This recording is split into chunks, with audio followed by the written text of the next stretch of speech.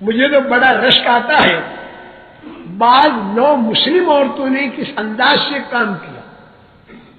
ایک محترمہ جو ابھی ہمارے ہاں آئی ہوئی ہے، وہ محترمہ نے بڑی کتابیں پڑھی اور اس نے دین کو، ایمان کو سمجھا، اور پھر کسی کی ملاقات ہوئی اور اس نے کلمہ پڑھ لیا.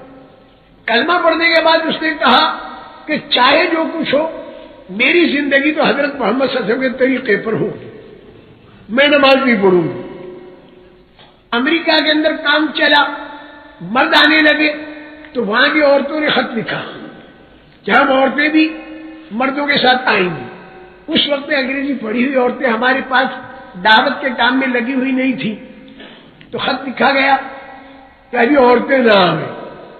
تو ان عورتوں نے کہا یعنی عورتیں نہ آئیں، اس کے بجائے یہ لکھا کہ عورتوں پر یہ شرطیں ہیں آنے کی، مرقع کے ساتھ آنا پڑے گا، محرم کے ساتھ آنا پڑے گا وغیرہ. مجھے یاد ہے کہ 10 شرطیں لگائی. تو وہاں کی عورتوں نے خط لکھا کہ ہم یعنی امریکہ کی سڑکوں پر برقع پہن کر چلنے کی مشق کر لی ان عورتوں نے. امریکہ کی سڑکوں پر ان کے ساری تمہاری شرطیں ہمیں معتبر، ہم آئیں گے، اب ہمیں بلاؤ. اب یہاں ہم سارے گھبرا گئے کہ جو انگریزی جاننے والیاں ہیں ان کے اندر دین نہیں، اور جو دین والیاں ہیں ان کے اندر انگریزی نہیں. اور اب تو عربی زبان اتنی چل پڑی اس لیے کہ لوگوں کی ساری مرغوب چیزیں عربی ملکوں کے اندر ہیں، جس پر سارے کے سارے لڑ رہے.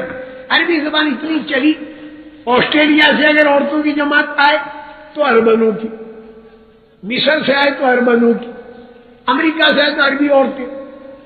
ارے اب تک تو بھائی مسجدوں کے اندر مردوں کو ٹھہراتے تھے، مسجد میں صحن بناتے تھے. اب جو باہر کی عورتیں آتی ہیں تو ان کو گھروں پر ٹھہرانا ہوتا ہے. تو میری بہنوں، اگر ہمارے گھروں کا نقشہ اسلامی طریقے پر نہیں ہوگا اور اس کے اندر فضول خرچیاں ہوں گی اور اس کے اندر ناجائز چیزیں ہوں گی تو باہر سے آنے والی عورتوں پر اچھا اثر نہیں پڑے گا. برا اثر لے کر اگر وہ گئیں تو اس کے ذمہ دار ہم بنیں گے. میری محترم بہنوں میں بہت غور کرنے والی بات عرض کر رہا ہوں.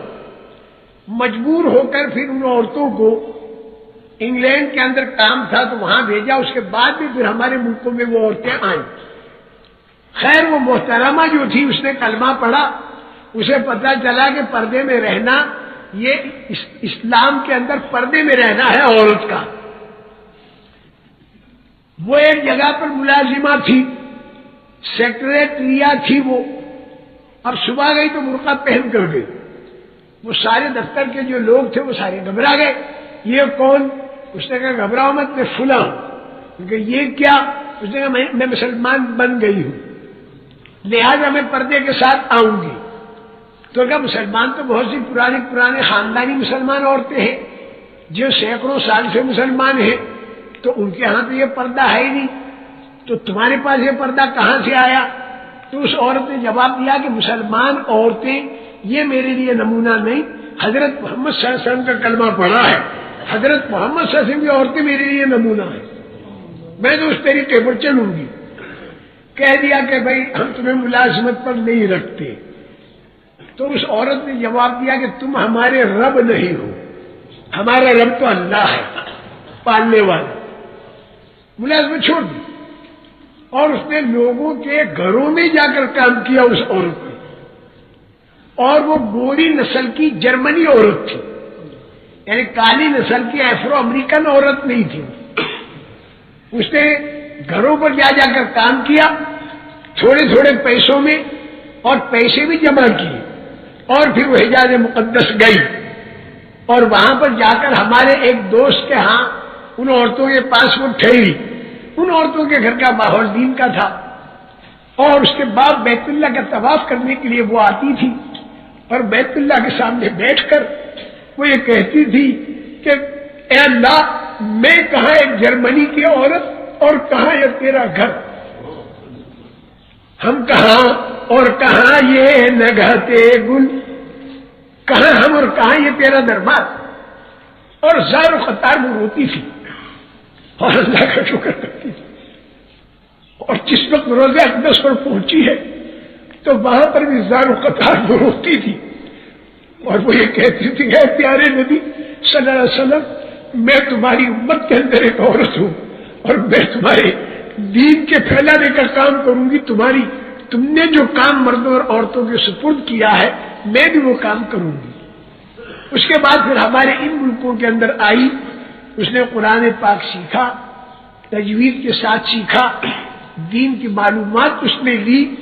دینے والیاں جو دین کی معلومات دینے والیاں ہماری بہنیں, ہو سکتا ہے کہ بہت بوڑھی بڑی بہنیں ہمارے اس مجمع کے اندر بھی ہو, اللہ ان کی عمروں کے اندر اور ترقی نصیب فرمائے.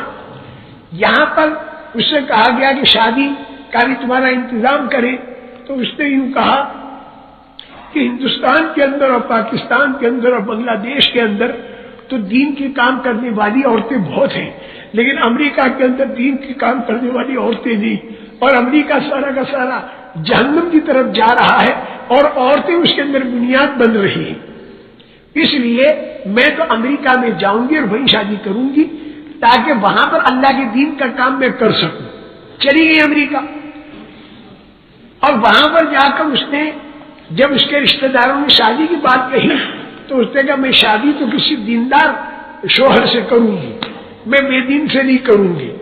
تو لوگوں نے کہا کہ امریکہ کے اندر دیندار کا ملنا بہت مشکل. تو اس نے کہا میرے اللہ کے خزانے میں کوئی چیز مشکل نہیں ہے, میرے اللہ کے خزانے میں سب ہے. اور ہچکیاں مار مار کے اللہ سے دعائیں مانگ. اس نے خود میرے اوپر خط لکھا, یہ اپنا سارا منظر جو ہے اس نے میرے اوپر, اس کے شوہر جو بعد میں اس کی شادی ہوئی تو اس کے شوہر کی معرفت میرے اوپر خط لکھا. وہ خط کہیں میرے پاس موجود بھی ہوگا, انگریزی میں لکھا. تو اس نے خوب رو رو کر اللہ سے دعائیں مانگی کہ اللہ کسی دیندار سے میری شادی کرا دے, تیرے خزانے میں کوئی کمی نہیں ہے.